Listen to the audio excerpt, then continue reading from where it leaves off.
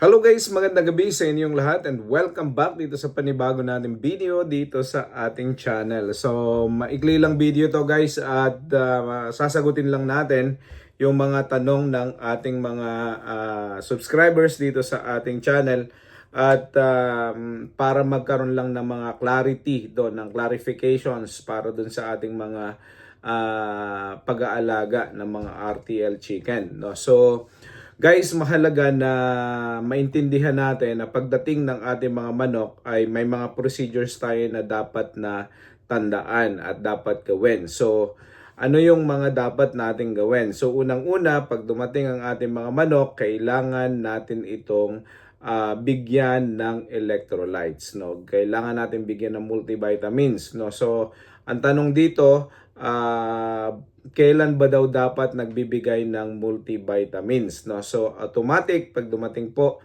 ang ating mga manok sa atin pong mga poultry, pagka-deliver, pahingahin lang ninyo ng mga kalahating oras, saka po ninyo painumin agad ang inyong mga manok ng multivitamins, especially yung may electrolytes, no? So mas maganda may electrolytes sila para ma-replenish yung mga nawala nilang mga electrolytes, no, habang sila ay nagta-travel.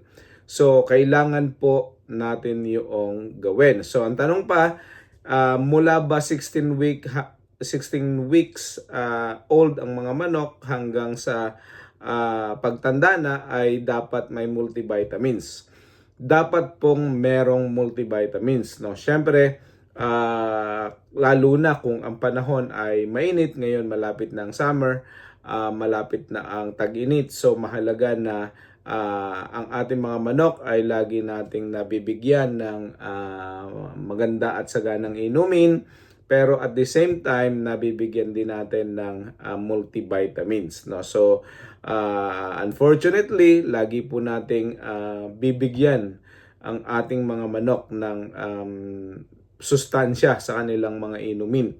Kasi minsan hindi sapat kung magkano yung ating binibigay o magkano yung natatanggap ng mga manok natin sa kanilang mga pagkain. No? So kailangan din meron din silang mga nakukuha sa kanilang mga inumin. So depende sa inyo kung kailan nyo gustong ibigay, kung gusto nyo bigyan ang inyong mga manok ng every other day, o kung gusto nyo ay bigyan araw-araw, o kung gusto niyo ay 3 times a week, no. So kami nagbibigay kami ng multivitamins almost every day sa aming mga manok, no. So para mas ma-ensure namin na healthy ang ating mga manok, sagana sila sa kanilang mga iniinom na vitamina at mga supplements, no. So pagka malakas ang immune system ng ating mga manok, pagka maganda ang kanilang kalusugan,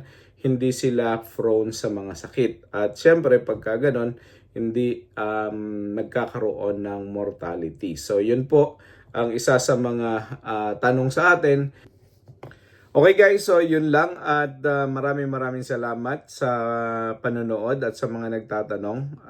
Kung meron pa rin pong mga clarification, i-comment nyo lang ang inyong mga questions diyan sa ating comment section below, no. So at sa lahat ng mga gustong mag-avail ng ating ebook, no, meron tayong ebook na ito ay yung ating Ultimate Beginner's Guide, RTL Chicken Business, no. So mura lang to, inyong puntahan yung ating Facebook page, tapos i-message nyo ako doon yung Sandugo TV, no, Sandugo TV agribusiness vlog, no. Yan yung ating Facebook page kung gusto niyo mag-avail, no. So i-message nyo ko, tapos para sa details ng payment, no. So maraming salamat. God bless and see you all sa susunod nating video. Bye bye.